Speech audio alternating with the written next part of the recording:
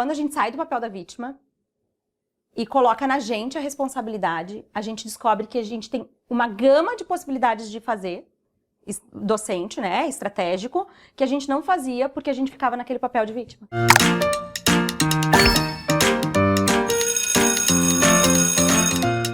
Seja bem-vinda, seja bem-vindo a mais um podcast do Café com Bolacha, edição Senep. A gente está fazendo um aquecimento para o nosso Congresso de Leitura Escrita da Escola Protagonista. No episódio de hoje, que já está no ar para você, estamos aqui para conversar sobre 5 estratégias para formar leitores, para formar bons leitores, para formar alunos que leem. E para isso temos uma especialista no assunto, nossa convidada, Clarissa! Olha aí, duas Clarissa! Clarissa Romero, tem o privilégio de ter @Clarissa Romero, né, no teu Instagram. Romero, tá, tem um O a mais, gente. Mas se escrever Clarissa Romero já vai aparecer. E a minha companheira de sempre, todas as horas, Laura Bagatini, Olá. que é professora da Escola Protagonista, está aqui também. Então, esse assunto, eu gosto muito da gente falar sobre leitura. A gente traz bastante aqui nos nossos conteúdos a questão da leitura decodificação, enquanto consciência fonológica, enquanto construção das primeiras letras. E é importante também a gente pensar como a gente vai formar uma pessoa que vai ler, né? Uma pessoa que vai compreender o que ler, o que lê, o que é muito importante também. Aí a gente separou alguns tópicos que queríamos colocar mais, mas não, né? O tempo do podcast não nos permite. Para saber mais, você vai seguir a Clarissa e vai nos seguir, porque temos vários conteúdos sobre isso. Quem ainda não nos segue, não nos acompanha. E aqui a gente vai trazer, então, um recorte para nós sairmos daqui sabendo, assim, no básico, né? E no básico bem fundamentado, como é que formaremos leitores. Antes disso, Clarissa, seja bem-vinda e conta para nós como é que você chegou, por que você fala hoje nas redes sociais sobre mediação de leitura, formação do leitor. Oi, gurias! Oi! É um prazer estar aqui e começar a dividir um pouco daquilo que eu venho praticando e ensinando para as gurias lá no meu perfil, seja lá o lugar que for. Mas eu acho que isso tem muita relação também com essa história de quem foi a Clarissa antes, né? Essa professora, formada lá no magistério, depois pedagoga, especialista em educação. E por que eu cheguei ao ponto de me questionar? Por que os meus alunos se alfabetizavam? Porque eu trabalhava com alfabetização por muito tempo da minha vida docente. E quando eles começavam a ler, eles não gostavam de ler. Olha como acontece esse processo. A gente quer muito que eles leiam. A gente faz um esforço danado. A gente vai lá, alfabetiza, usa estratégias, faz uma sondagem, mapeamento, faz tudo. Daí quando eles começam a ler, eles simplesmente, dos livros, eles não querem. Eles querem outros exercícios, outros formatos onde a leitura vai aparecer, mas o literário, eles fugiam, eles não queriam. Então eles não eram sócios de biblioteca, eles não gostavam quando a gente tinha um momento, e daí eu também fazia estratégias que eu não sabia que não eram as mais legais, de deixar lá, né, num cantinho quando sobra, enfim, e eles não queriam. E eu comecei a me incomodar com isso. Eu comecei a me incomodar porque eu queria muito que eles fossem leitores, que eles fossem gostar de ler. E quando eu liberava, por exemplo, aquele tempo, vocês podem agora escolher um livro para fazer a leitura, simplesmente eles... prof, posso ficar desenhando? Posso brincar? Posso brincar? Eu trouxe uma massinha. E eu ficava convidando para ir. E às vezes até tensionando, porque a gente faz isso muito na sala de aula, às vezes, né? A gente vai criando estratégias para a criança não ter, assim, muita saída e ir lá fazer o que a gente quer que ela faça naquele tempo que a gente tem. E eu acabava que ficava frustrada, assim, muito frustrada. Porque eu percebia que havia, na minha prática pedagógica, uma lacuna. Eu sabia alfabetizar. Eu sabia ensinar a ler e escrever. Eles liam as palavras, eles construíam pequenos textos. Mas na hora de se interessar pela leitura, eles simplesmente não se interessavam. E aí a gente trazia, por exemplo, reportagem de jornal, que lá no início trabalhava muito, tinha 5ª série, 4ª série, no turno oposto, e eles adoravam. Só que o livro mesmo, o objeto, eles não tinham qualquer apreço. E daí eu comecei a procurar formação e fiz algumas oferecidas pelo governo federal que foram super importantes para eu começar a pensar diferente, Mas foi a partir do momento em que eu, Clarissa, me dei conta que eu também não fazia aquilo que eu devia fazer. E aí eu fui buscar livros técnicos para também me aportar e saber que caminho tomar. E percebi que várias das minhas estratégias que eu achava super legal, De literatura infantil. de literatura infantil, com livros de literatura infantil, elas não eram as mais adequadas. Elas, na verdade, ajudavam a afastar a criança do literário. Então, quando eu fazia uma proposta onde no final da leitura eles tinham que sempre desenhar, ou sempre escrever o que eles tinham mais gostado, ou sempre falar do personagem do jeito que eu fazia, eu não quero que vocês pensem que isso não é bom, tá? Dependendo do contexto, isso é ótimo e é bem-vindo. Mas fazer sempre do mesmo jeito, sempre da mesma forma, não vai ser legal. E aí acaba que a gente vai colocando ali, né, na cultura de leitura da criança, naquilo que ela vai aprendendo, que a leitura só serve para eu fazer alguma coisa. E se eu não faço alguma coisa depois de ler, aquela leitura não teve valor. Então, naquele tempo livre, que pra mim eu queria que eles se deleitassem na leitura, eles não viam um significado, porque eu não pedia nada depois. Então, comecei a estudar, comecei a praticar e conheci daí então um trabalho diferente. E comecei a aplicar esse trabalho diferente. Esse trabalho diferente, ele tinha e ele tem, eu falo para as gurias bastante, as modalidades de leitura, são estratégias de leitura diferentes para que ele tenha, sim, como um bebê, assim, seja envolto em várias camadas de proteção e se sinta seguro. Então, não basta apenas deixá-lo lendo sozinho. Ele precisa ler sozinho, ficar sozinho e desenvolver uma relação com esse livro, uma proximidade, mas ele também precisa de mim, enquanto mediadora de leitura, para aproximá-lo desse objeto, para que ele queira mais daquele objeto, para que ele esteja mais próximo daquele objeto. E aí foi que eu fui estudando mais para mim, qualificando a minha prática, e os meus alunos começaram a ficar apaixonados. Eu tive um tempo... Importantíssimo. Apaixonados, e é algo que eu me emociono sempre, porque... Hoje eu tenho o privilégio de trabalhar com uma disciplina somente de literatura infantil na escola, né? Com várias turmas hoje. Dessa demanda que tu tinha, olha que legal. E hoje ela é uma disciplina, eu sou professora do município de Porto Alegre também, ela é uma disciplina que hoje está no currículo, pela primeira vez, primeiro ano do município. E eu estar nessa disciplina hoje me enche de orgulho, porque eu entro na sala de aula e eles estão de verdade prontos para receber as histórias, sabe? Prontos para manipular os livros, prontos para frequentar a biblioteca. E é legal porque de uma comunidade que é muito difícil que eles sejam leitores, justamente porque existe um percentual muito grande de pais analfabetos, as crianças são... Cultural, né? Exatamente. Que legal. Tem essa intervenção que a gente não pode fugir da responsabilidade, é responsabilidade nossa, torná-los leitores, não somente pessoas que sabem ler e escrever, mas que gostem dessa leitura, que queiram essa leitura.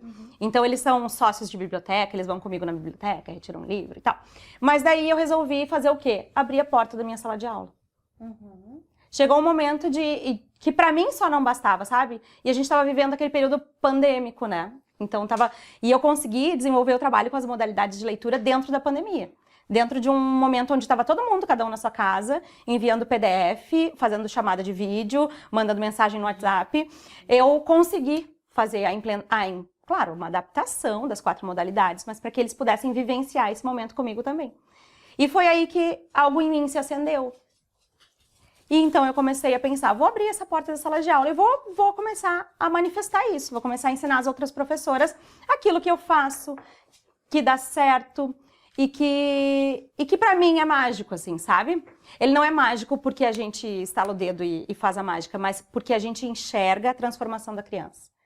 E aí eu comecei a ensinar, e as gurias, que as minhas alunas são as gurias começaram a aprender e colocar em prática, porque é algo que é fundamental, né, Clarissa? A gente vem muitos estudos, muitas ofertas de curso, mas o que faz a diferença é a pessoa levar para dentro do seu fazer pedagógico. Experiência. E as alunas começaram a levar e aquilo começou a se multiplicar.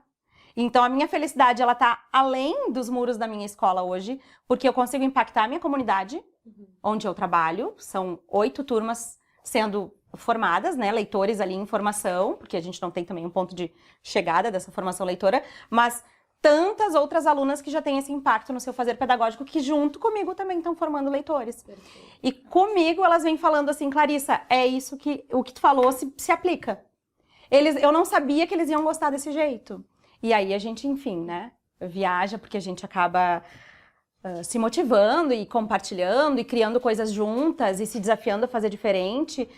E a gente segue. Então foi isso, foi abrir a porta da sala de aula, foi fazer uma prática consistente, uma prática assim que eu via um avanço de leitura nas crianças e uma possibilidade de mostrar para as colegas que quisessem aprender o quanto poderia ser diferente aquela prática leitora. E daí eu descobri que não era só eu que sofria com essa minha dor.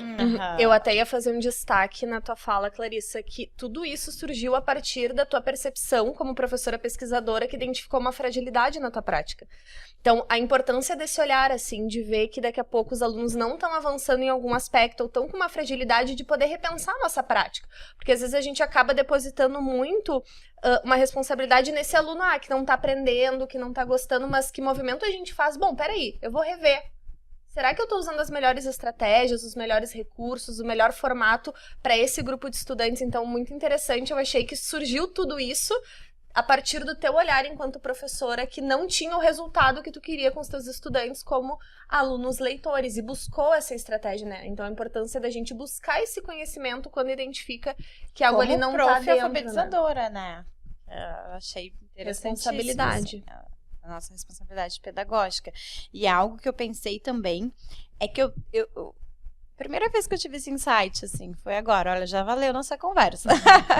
Mas eu sempre falo da criança que gosta e não tem o hábito de ler, né? Mas na escola, muitas vezes a gente cria o hábito. Todo dia a gente conta uma história, todo dia a gente oferece que eles leiam. E aí tu percebeu que mesmo assim eles não gostavam. Isso a gente fala pouco. Se criou um hábito, mas não se gosta. Então, quando ele tiver com autonomia, esse hábito é completamente escolar. É condicionado, né, aquele momento. E essa tua fala, ela é muito presente na fala das minhas alunas e era a minha fala também. E eu acho que é importante destacar que a gente, às vezes, aceita o papel da vítima. Enquanto profissional, né? Os meus alunos não gostam de ler. É eles que não gostam, é a família que não investe. É a família que prefere comprar brinquedo do que... E eu? E o que eu tenho feito? É mais fácil que eu fique nesse lugar de meus alunos... Eu sou a vítima. Eles que não gostam, eu tô aqui assistindo... Tentei, mas eles não estão conseguindo. Exatamente, eu tô aqui, Clarissa, eu leio todos os dias. As minhas alunas costumam dizer, eu já faço leitura de leite. E é algo importante, a gente não pode deixar de fazer a leitura de leite. A gente precisa fazer a leitura de leite, mas ela não é a única estratégia. Ela não pode ser a única situação de leitura da vida daquela criança. E é legal, assim, de observar que quando a gente sai do papel da vítima e coloca na gente a responsabilidade, a gente descobre que a gente tem uma gama de possibilidades de fazer, docente, né, estratégico, que a gente não fazia porque a gente ficava naquele papel de vítima. A gente não enxerga esse outro lado. Só que a partir do momento que a gente se responsabiliza, não, eu vou fazer diferente, ou eu vou ouvir falar que de repente pode ser novo, ou pode ser... Eu vou me desafiar a fazer. Tudo se transforma. Porque o teu movimento de sair daquele papel, onde se contenta com a realidade, e vai buscar transformar a realidade, já começa a mudar. Tu já não é mais a mesma, tu já não faz a mesma forma, não faz mais a mesma estratégia, e assim por diante, né? Nossa, já... Uma chuva de conteúdo. Chuva de conteúdo. Nós vamos até mudar o nome do podcast. Vai ser, como é que a gente falou? Meus alunos não gostam de ler. Isso aí. Mudei já. Mudei. Primeira estratégia, ser leitora. Fundamental. Se a gente quer que os nossos alunos sejam leitores, que eles gostem da literatura e que eles tenham essa paixão, esse gosto, esse hábito para a vida, não somente escolar, é importante que a gente também tenha essa autoanálise a partir da onde a leitura ocupa espaço na minha vida. E eu preciso que essa leitura ocupe espaço para que ela tenha sentido no aluno. É muito diferente a gente chegar na frente da criança e dizer leia ou dizer vamos ler. No momento em que eu dou espaço para que ele faça essa leitura silenciosa, por exemplo, que eu fazia essa condução, o que eu faço no momento em que eu conduzo a leitura silenciosa? Eu mexo no celular, eu arrumo o armário, eu mexo na bolsa, eu leio. Aquele momento, ele não é um momento para tapar um furo ou para me ajudar a organizar um espaço, preparar uma próxima dinâmica de aprendizagem. Ele é um espaço importante no planejamento. E eles precisam ver em mim essa importância. Então, eu preciso ser leitora. Eu preciso. E eu até falo pras gurias, né, pras minhas alunas, tu pode querer pegar um livro de literatura infantil e ler junto, e sentados, né, seja lá a disposição que tu tiver ali, ou tu pode tirar da tua bolsa um livro que tu estás lendo e ler perto deles. Para que eles vejam que existe uma progressão também leitora, que a professora não vai ler sempre os livros de criança, que eles chamam, né? Ah, é um livro só de criança. Mas que a professora também gosta de ler, e que esse é um hábito da vida dela, ela tá com um livro na bolsa.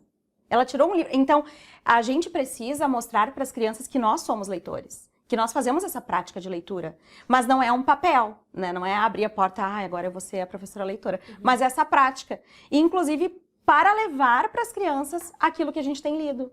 Então, gente, olha só o que eu li aqui, vocês não vão acreditar. Vocês lembram que a gente estudou aquela cidade? Pois aqui está escrito, olhem só o que aconteceu nessa cidade. E a gente abre o livro e mostra possibilidades, daí a gente começa com as conversas contextuais, né, a partir do texto, o quanto aquele livro e aquele conteúdo tem valor para mim. E aí eles vão vendo, nossa, né, a minha professora, ela faz essa leitura e ela traz para mim com importância. Ler é legal. Ali dentro eu posso encontrar alguma coisa diferente. E aí a gente precisa, sim, imprimir isso para as crianças. A gente não pode ser só a professora que me ensinou a ler. Ela tem que ser a professora que lia muito comigo. Ela lia, ela gostava de ler. Porque esse impacto de modelo leitor precisa ser levado para a criança. Muitas vezes a gente não tem em casa, né? Eu não tinha em casa, na minha família. E aí a escola vai cumprir esse papel, né? E aí a gente vai ter que fazer um podcast de como formar adultos leitores. Ótimo. Eu também, na minha formação, eu não tinha esse espelho, digamos assim, né, em casa, esse incentivo pais leitores. Então, na minha casa, eu não via muito como um grande incentivo ou um hábito, né? Eu lia aquilo que vinha da escola, que era Exato. obrigatório. E ainda não gostava. Então, a diferença que isso faz, e depois quando eu entrei na graduação, que eu tinha os meus pares leitores, que eu discutia sobre aí eu me encontrei leitora, né? Mas eu sempre isso. gostei, aí é que tá, eu sempre gostei de ler, porque eu lembro que eu ia pra biblioteca, eu pegava o Lúcia Já Vou Indo, eu lembro direitinho, o Joelho Juvenal, que eu não tinha em casa. Pegava a Bruxonilda. E aí eu ficava ali. E eu também, Bruxonilda também. Bruxonilda, E aí eu ficava lendo aquilo, e lendo aquilo, e lendo Quem aquilo. tem medo. O Quem Tem Medo, Ai, Bruxonilda, gente, adorava. Eu amava ficar lendo, que ninguém me atrapalhasse naquele momento. Quando eu ia pra casa da minha prima, que eles liam muito, ali já tinha o hábito, que eu lia aquelas gibis grandes do Pato Donald, de Patinhas, era quando eu ia na dentista, eu adorava ir, porque eu sabia que tinha o que ler. Tu vê que incrível, né? Que pra mim a prática foi diferente. Na minha casa, os meus pais sempre nos incentivaram muito. Sempre tiveram livros. O meu nome é um nome Clarissa por causa de um livro também. Sim. E eles sempre investiram. Mas também existe uma questão da estratégia, que a gente vai entrar daqui um pouco mais, né? Saber o que fazer pra ensinar e outra pessoa ter o gosto.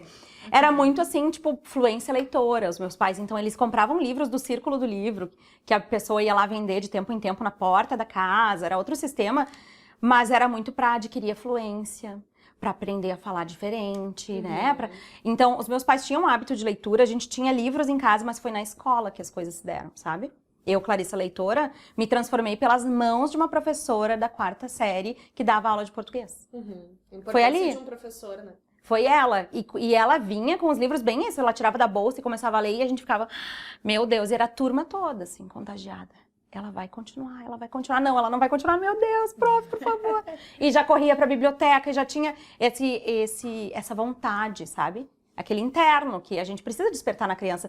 O gosto tem que vir dali, né? De dentro. A gente tá fazendo um esforço enorme para que ele queira, mas ele precisa lá dentro entender que tem sentido, né? Essa leitura com o literário. Sim, até reforçando, eu lembrei muito de uma experiência que é quando eu li um livro da escola, dos meus pais me cobrarem essa leitura. Então, no capítulo tal, o que tu aprendeu? Fazer perguntas. Então, quanto realmente isso, o sentido da leitura. Pra mim, o sentido da leitura, quando era imposto, era justamente de cobrar alguma coisa. Eu tinha que ler, tinha que saber os personagens, tinha que saber... Ficha de leitura. Ficha de leitura. O livro já vinha com uma...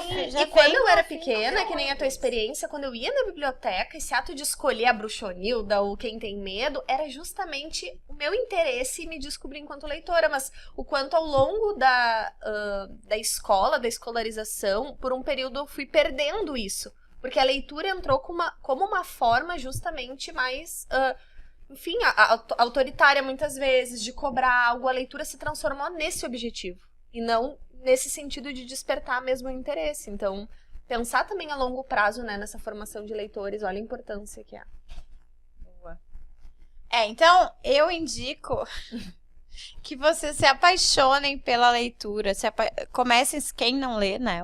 O adulto que não lê, recomeçar isso é possível, porque isso aconteceu comigo, através do que gosta, encontrar aquela leitura que gosta, para voltar. Não precisa ser o que tá todo mundo lendo, né? Mas o que gosta, o que me deixa ali presa para fazer essa leitura. Enfim. Tudo bem não gostar de algum gênero, né? A gente até conversava um pouco sobre isso. Tudo bem deixar de ler algum livro que não tá gostando. Exato, e cada um vai descobrir a sua modalidade. Então, por exemplo, eu gosto muito de livros mais acadêmicos, voltados para minha área. Eu sinto muito prazer nessa leitura. Gosto muito desse tipo, né, de livro. Enfim, tem gente que vai gostar mais de poesia, mais de romance. Então, de também se encontrar dentro dessa literatura, né? Perfeito. E eu já vou deixar uma sugestão, então. Se for difícil começar com a literatura adulta, começa com a literatura infantil, com a infanto-juvenil.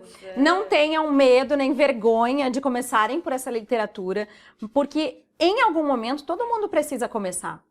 E se for esse o caminho, isso tu te tornar uma amante da literatura infantil e quiser só ler, indico que tu te aventure a buscar outras leituras, mas começa. Se esse for um ponto de início, que seja o teu início, que isso seja válido, que tu não invalide esse ponto de partida. E depois tu vai buscando outras alternativas, outras leituras, procurando ver se de repente há uma indicação de uma literatura atual ou algo que alguém já leu e que tocou muito a pessoa, vai lá e busca. Mas dê esse primeiro passo, né? Comece. Se for pela literatura infantil, legal. E que aí já tem a ver com a nossa segunda estratégia, né? Escolher bons livros. Então, tanto pra gente... pode fazer essa escolha, mas escolher bons livros para os alunos, para aquilo que se leva. Às vezes a gente tem livros que a gente usa só pela questão didática, ou pseudotextos, né? Que é aquilo que a gente vê, que acaba vendo na alfabetização. E existem critérios, Clarissa, para a escolha de livros? O que tu utiliza? Existem critérios, sim, a gente não pode deixar esses critérios de lado. Uma vez que a gente se interessa com um trabalho bem pautado com literatura infantil, que a gente quer formar leitores, a gente precisa saber o que a gente está levando para as crianças. E é importante que a gente se dê conta que quando a gente vai fazer a escolha de um livro, alguns aspectos são relevantes. Então, primeiro ponto é o toque. Que livro é esse? Será que esse livro me oferece possibilidades de abrir diálogo com as crianças? Será que essa narrativa ela é uma narrativa potente? Será que esse projeto gráfico ali foi feito com cuidado, com capricho? Será que na capa existem identificações daqueles autores, das pessoas responsáveis por aquela publicação? Será que aquele livro que está ali agora é um livro que pode sim agregar valor na vida? E daí a gente fala a vida como um todo, não só pensando num conteúdo, né? A gente vai ensinar... E daí a gente vai para um paradidático sempre, né? Vou ensinar água, vou ensinar... Quando a gente se preocupa em formar leitores, o nosso foco, o nosso critério está em observar bem o projeto gráfico, observar bem a narrativa, se ela é uma narrativa potente, se o vocabulário é um vocabulário que desafia e promove aquele leitor para o próximo nível. Não que a gente sempre tenha que levar um livro desafiador, mas é importante que a gente não leve somente livros que acabam tratando sempre de temáticas muito amenas e com vocabulário muito tranquilo, muito fácil, porque daí ele não vai procurar também essa evolução. É importante que a gente observe as... né? Aqueles morais, assim. Exatamente, né? O livro de literatura infantil, o grande serviço dele é que a criança tenha contato com a arte. Porque a literatura é arte. Que lindo. Só vem gente linda nesses podcasts. Só gente inspirada. Que o olho brilha, né? O olho brilha falando. Tô amando. E que por essa literatura, por esse contato com a arte, ele enquanto sujeito se forme. Então a gente precisa parar de procurar livro para ser remédio da nossa escola, né, da nossa turma. Então, tem gente brigando, vou procurar um livro que vai trazer uma solução de conflitos. Tem gente, por exemplo, as crianças na educação infantil se mordendo, vou procurar um livro que vai lá solucionar esse problema. Quando, na verdade, o literário é o contato com a arte. Então, é para que ele se forme integralmente enquanto sujeito. Então, eu preciso procurar livros que atendam a essa minha expectativa de formação de sujeitos de forma integral, observando esses critérios. E tem mais um critério que é importantíssimo e que a gente precisa falar, que existem dois tipos de texto, o texto verbal e o texto visual. Então, observar as ilustrações. Observar, sim, aquelas aquilo que está ali, o projeto gráfico, né, com essa constituição de ilustração ali naquele contexto, para que ela agregue valor na leitura da criança. Porque muitas vezes, e ainda bem, né, as edições e as editoras vêm promovendo isso pra gente, que a leitura hoje ela é multissemiótica, ela não é a partir somente daquilo que está escrito no texto verbal.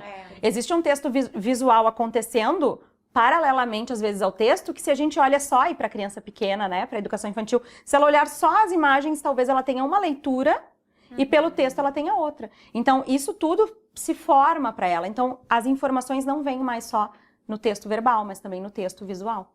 É importante que a gente se preocupe com esse critério.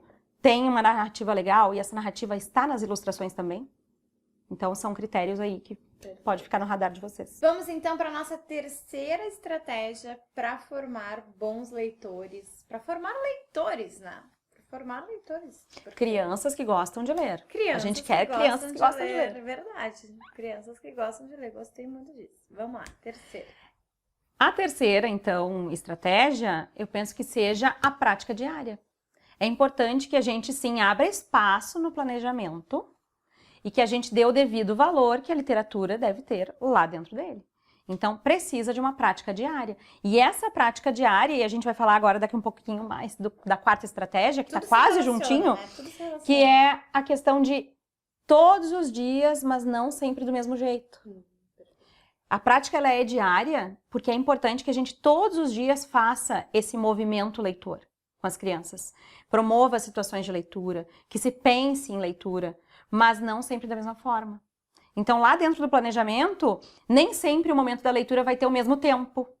Nem sempre ele vai ser do mesmo jeito, no mesmo espaço, no mesmo contexto, com o mesmo livro, com o mesmo grupo de livros que eu separei, da mesma forma. Então, é essa prática diária. Tá, e aí eu tenho uma pergunta para te fazer. Se eu incluir uma parlenda no meu planejamento de alfabetização, fiz um texto coletivo, a gente fez leitura daquela parlenda, isso está se contando como uma prática diária de leitura?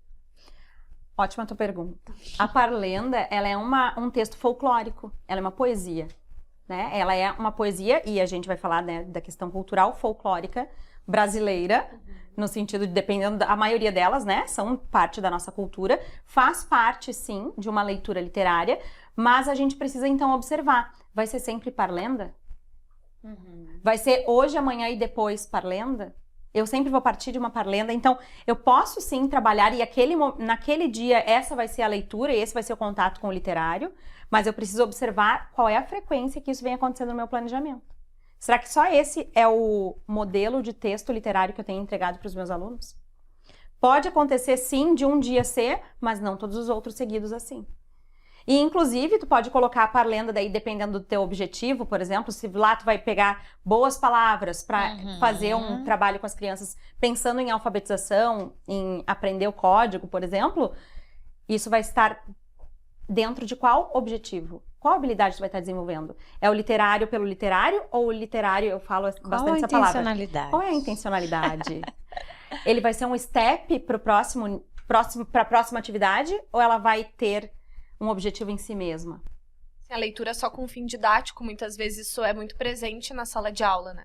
Então, aquela leitura que eu trago, mas já pensando que ela vai servir para determinada atividade. Então, até de poder balancear isso aí na semana. Então, eu posso ter a parlenda como um movimento didático e posso, no mesmo dia, fazer uma roda de leitura. É uma soma. Exatamente, eu acho que isso é legal de pensar, né? Que é uma soma, que um não exclui o outro, né? Exatamente. E a gente precisa se conscientizar enquanto professora, né?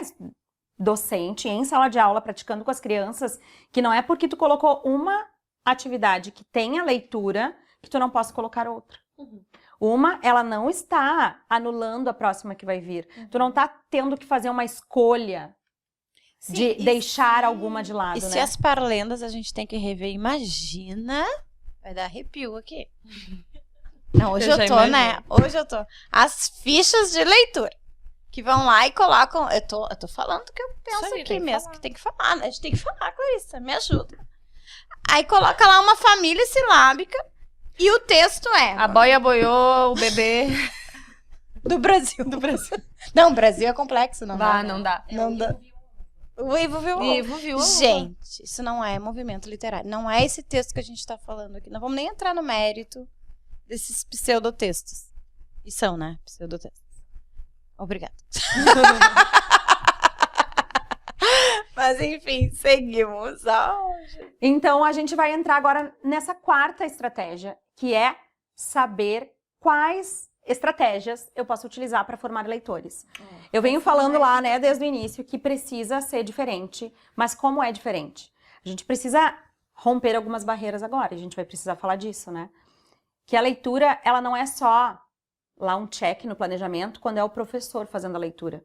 Não é sempre que o professor pega na mão que então aquela leitura está contemplada. Precisa que a gente deixe lá no planejamento também tempo de leitura das crianças com os seus livros.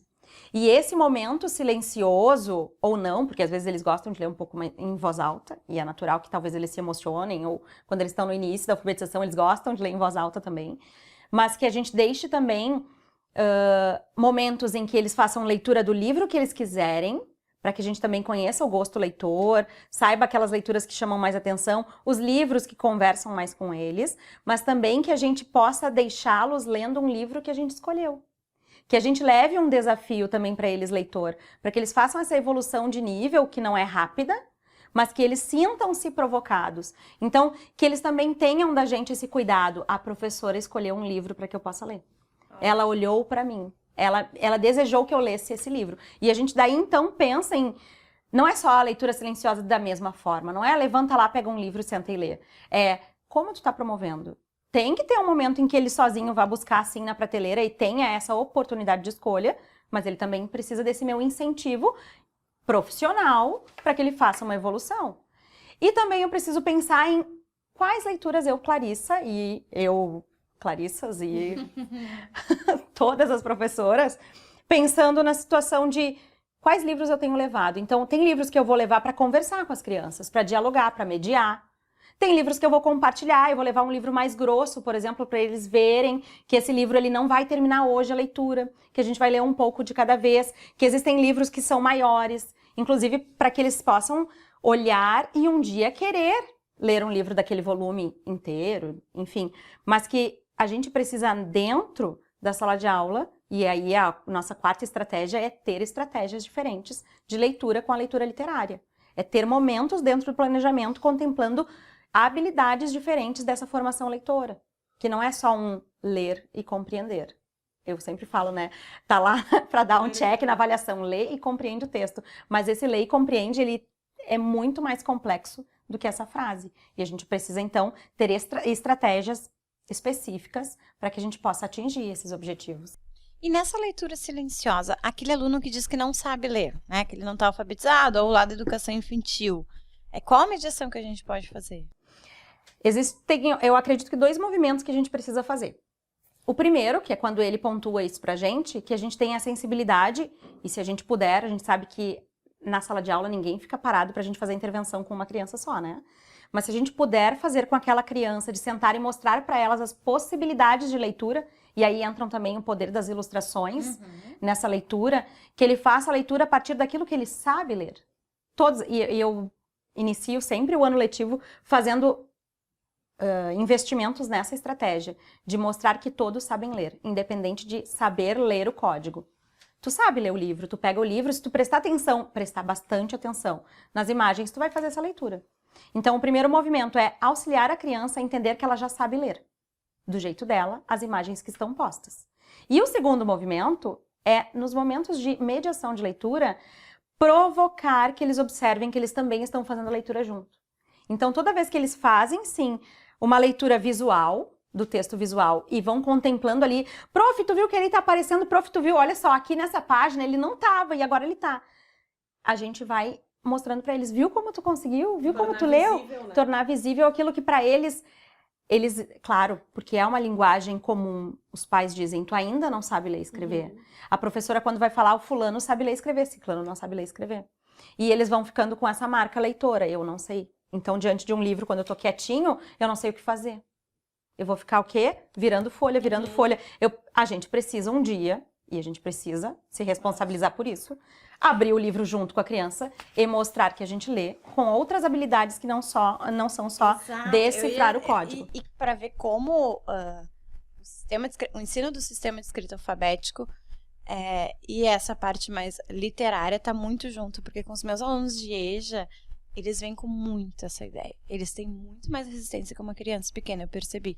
A gente não sabe ler, a gente não vai tentar ler. Então, eu lembro que eu fiz um trabalho que a Lu, conversando com a Lu Piccoli, me sugeriu. A gente foi no condomínio que eles trabalhavam e fomos vendo tudo que tinha de visual.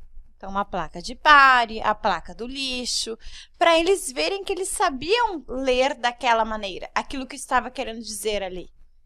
E caminhava junto dessa dificuldade deles acharem que quando pegavam um livro não sabiam ler. Então, eu fui mostrando nas imagens também fora dos livros o que eles podiam identificar, que é uma coisa que a gente pode fazer, né? Na escola também, lá na escola, o que eles conseguem ver, a placa do banheiro, né? Essas leituras visuais, essas leituras de imagem, para trazer segurança para as crianças. Lembrei desse projeto que foi bem interessante de fazer com eles. Muito bem, entramos no 5º. Tem mais ainda. Teriam mais, né? Teriam mais. Teriam mais. Com toda certeza. Pra resumir, 5 tá bom. Eu não, a minha filmmaker agora colocou um negócio ali, meu amor, eu tenho miopia, astigmatismo. Não deu pra ler nada do que tá escrito aí. Fala pra gente, o que é?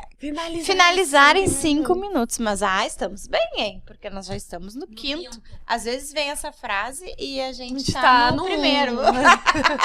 É raro, mas acontece com frequência. É raro, mas acontece com frequência, porque a gente não escuta quem nos manda. Que é a 5ª estratégia, escutar. Muito bem.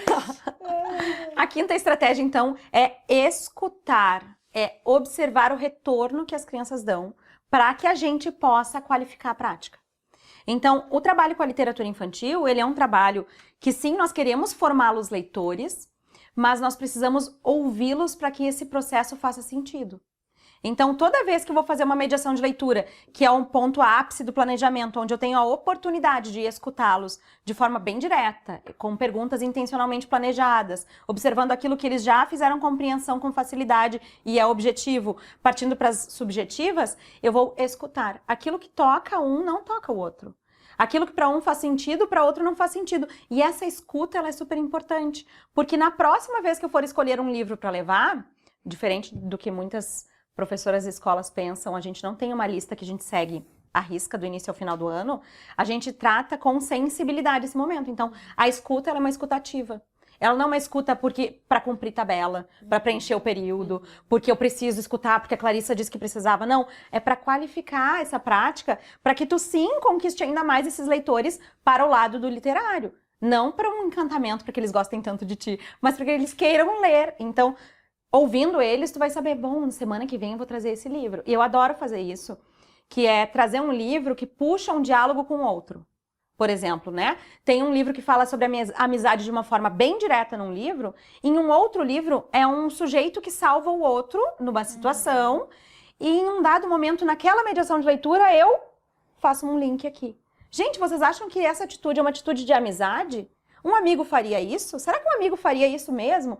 E a gente vai lembrar daquele... Lembram daquele outro livro que a gente leu na semana passada? E a gente vai criando links e fazendo conversas intertextuais para que eles também tenham essa... Nossa, a prof escutou o que a gente estava falando. Nossa, ela, por exemplo, né, se é um livro que eles gostam muito, eu faço investidas, às vezes na temática, às vezes no autor, porque eu percebo que é o jeito que o autor escreve e as crianças gostam daquilo, ou da ilustração, daí eu trouxe até um livro, as gurias não vão enxergar porque é um podcast, mas eu tenho um livro aqui na minha mão que é o Da Minha Janela, que as ilustrações são da Vanina Starkoff. E é uma ilustração que ela tem muito detalhe. E as crianças amam. Os meus alunos, por exemplo, me sinalizaram isso. Não quer dizer que toda a turma vai. Mas daí eu, na semana que vem, vou levar o quê? Capulanas para eles. Que é um outro livro, mas da mesma ilustradora. Por quê? Porque eu percebi que neles houve esse interesse. Então eu não nego esse resultado que eles me trazem, aquilo que eles falam. Eu agrego ao meu planejamento. Porque eu não quero que eles pensem que eu estou entrando lá, é mais uma história. Não, é um universo que se estabelece. E a gente precisa ter isso bem claro, né? Que é uma responsabilidade nossa essa formação. E eu preciso dar continuidade ao processo. Então não é abrir uma gaveta e fechar uma gaveta. Perfeito. E sabe que eu... Desculpa. Não. Eu trabalhava em uma escola que eles tinham muito essa formação do leitor. Então, eles tinham muito hábito. Era comum eles começarem desde a educação infantil, uma escola que desenvolvia muito, né? Todas as profs. E aí, eles tinham esse hábito de leitura. E aí, começava um mundo de Judy Moody, Diário de um Banana, Harry Potter, que daí era, né? Eu confiava um pouco mais. E aí, eu ficava sempre em dúvida se eu trazia essa escuta para... Vamos analisar esse livro e ver como é, por que eles estão gostando, e trazer e assumir isso, enfim. Desses gostos das crianças, às vezes dos youtubers, né? Que isso circula muito. Mas eu trazia de alguma forma, eu lia. Porque todos estavam lendo, então eu trazia em algum momento aquela leitura deles. Mas às vezes eu dizia, por exemplo, ali no Diário de um Banana, eu não concordava muito com algumas atitudes do... Não me lembro do nome do personagem. Pois é, enfim, naquela época não tinha Clarissa pra mim direcionar. Vai pra te ver como eu sei de Diário de uma Banana, porque eu levo eles também. Tá, então me direciona. Acho importante que a gente Eu deixe também. isso claro, gurias. A gente não precisa buscar o livro premiado, a seleção da revista tal, a gente não precisa ficar buscando livros reconhecidos internacionalmente ou nacionalmente. A gente precisa fazer boas investidas com o material que a gente tem. E dentro das escolas, especialmente as escolas públicas, da onde eu tenho um lugar de fala, nós temos um tesouro precioso nas escolas, nas bibliotecas. Até a escola que não tem biblioteca recebe os livros. Às vezes ficam esquecidos. Exatamente, dentro das caixas, e dentro de caixa, livro não forma leitor. Então, é preciso que a gente vá em busca desses títulos. E sim, eu preciso contemplar este gosto leitor, porque na hora da leitura individualizada, muitos talvez se interessem somente nesses livros, que eu chamo os de medíocres. Comerciais. Que são livros que têm um texto... Na educação infantil são os comerciais dos... Exato, personagens. Disney. Nickelodeon. Isso. E que vai chamar atenção, não vai fazer um desserviço, tá aproximando. A gente quer que ele se aproxime, não quer? Vai Sim. lá. Só que a gente tem que se preocupar se a nossa mini biblioteca, nosso espaço de leitura só tem esse tipo de livro. Então eu preciso ter uma gama de livros para formar esses leitores. Uma coisa que eu ia comentar, assim, que muitas vezes a gente pensa, e tem muitas escolas que trabalham nesse sentido, assim, que tem aquela lista pronta de livros. Claro, tem aqueles livros mais focados, que tem algum trabalho que vai ser desenvolvido, mas fiquei pensando, assim, quanto essa escuta nos promove justamente variar e ir de acordo com a necessidade daqueles estudantes. Mas que para isso nós precisamos ter esses critérios muito bem claros, né, e muita intencionalidade para conseguir buscar esses livros. Então, quando, por exemplo, eu escuto a criança, eu consigo direcionar esse olhar, eu preciso ter estratégias para buscar esse tipo de leitura. Conseguir ter essa sensibilidade de entender se é o estilo do autor, se é a ilustração e conhecer livros, que às vezes a gente não tem esse repertório. Então fica só naquele repertório que ou a escola já vem trabalhando, então eu entro ali e reproduzo, porque todo ano eu trabalho esse, então eu vou seguir trabalhando esse, ou só aqueles que eu já trabalhei, que eu conheço. Então, quanto, né, nós precisamos fazer esse movimento de ir em livrarias, bibliotecas, de conhecer livros, conhecer autores, ler diferentes obras, até para poder selecionar o que se encaixa ou não, porque às vezes nem repertório nós temos. E aí, se nós não temos repertório, de que forma nós vamos promover esses diferentes estilos literários ali para os nossos estudantes, né? Escutar a Clarissa, conversar lá na comunidade. Perfeito. Nós temos umas aulas com algumas listas de livros. Isso. E muito compartilhamento até na comunidade, né, de estratégias que fizeram, enfim, de leitura, dando sugestões de livros. Então, a importância também de ter essa comunidade para conseguir ampliar. Porque às vezes vem ali uma sugestão que eu nunca vi, posso olhar e ver se faz sentido para o meu grupo. Exatamente. E a gente tem que pensar que quando a criança mostra esse centro de interesse, eu tenho que pensar em contemplar, mas eu também tenho que ligar o meu sinal de alerta. Será que sempre é esse interesse? Por que será que ele sempre só vai naquele livro? Por que ele só prefere aquele tipo de leitura? E daqui um pouco mais fazer um desafio. Por isso que é importante que a gente tenha espaço no planejamento para mostrar às crianças de forma intencional um outro livro. Para que ele tenha contato pessoal com outro livro. E aí a gente tem várias sugestões de literatura super legais, que fecham com esse gosto deles. Exato. E que não estão ali, não são comercialmente mais falados, enfim, né? E pensar, que eu acredito que resume tudo que a gente falou, por que talvez essa leitura, ou não só leitura, né, outras referências, enfim, estão mais atrativas. Será que eu estou cumprindo todos aqueles critérios, todas aquelas estratégias para tornar aquilo que eu estou selecionando tão atrativo quanto? Será? Fica no ar. Dá uma olhadinha. Faça essa Fica reflexão. no ar. Ai, gente, muito bom. Dá vontade. Volta. Queremos Vamos falar mais. parte 2. Parte Porque tem vários dois. pontos Escreva aqui aí que a nos gente comentários. se segurou. Eu me segurei. A gente Pra não tá aprofundar, pra não ir por ali. Porque Nós temos que falar muita sobre... possibilidade. Não vai dar nesse, né? Mas falar de didática. Usar o livro na didática. A gente pode marcar um dia só pra isso. Ai, Só adorei. pra isso.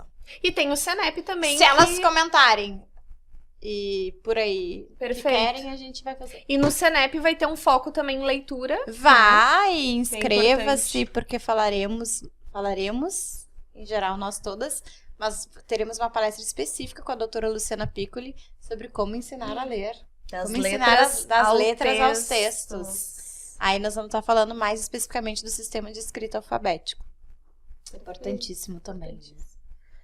Bom, Clarissa, obrigada. Eu que Já agradeço. viu que gostou que a gente tá pedindo pra tu vir de novo? Tá bem, eu venho, a gente marca.